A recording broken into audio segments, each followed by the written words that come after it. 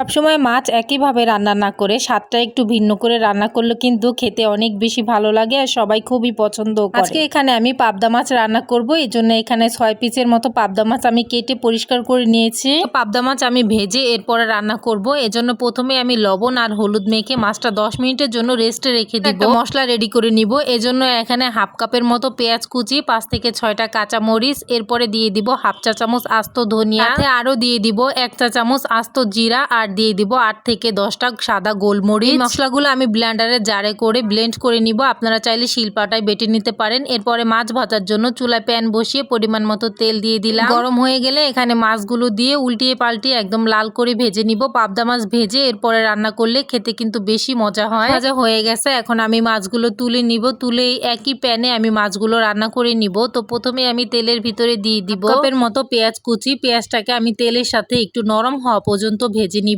এরপরে এখানে দিয়ে দিব রসুন বাটা, আরো দিয়ে দিব আদা বাটা। তো আদা আর রসুন বাটা আমি 1 চা চামচ করে দিচ্ছি। এরপরে আদা আর রসুনটাকে একটু ভেজে নিব তেলের সাথে। আদা আর রসুন তেলের সাথে ভাজা হয়ে গেলে যে মশলাটা আমি ব্লেন্ড করে রেখেছিলাম সেটাই এখন দিয়ে দিব। কিছুক্ষণ সময় নিয়ে এই মশলাটাকে কষিয়ে নিব, যাতে করে মশলার যত কাঁচা গন্ধ আছে সব চলে যায়। এরপরে এখানে আমি দিয়ে দিব পরিমাণ মতো লবণ, হলুদের গুঁড়া আর দিয়ে দিব মরিচের গুঁড়া। তো মরিচের গুঁড়া কিন্তু সামান্য পরিমাণে দিতে হবে, কারণ এখানে আমি কাঁচা মরিচও দিয়েছি, সাথে গোলমরিচও দিয়েছি, তো ঝালটা আপনারা বুঝে দিবেন। এরপরে এই মশলাটাকে একটু পানি দিয়ে ভালো মতো কষিয়ে নিব।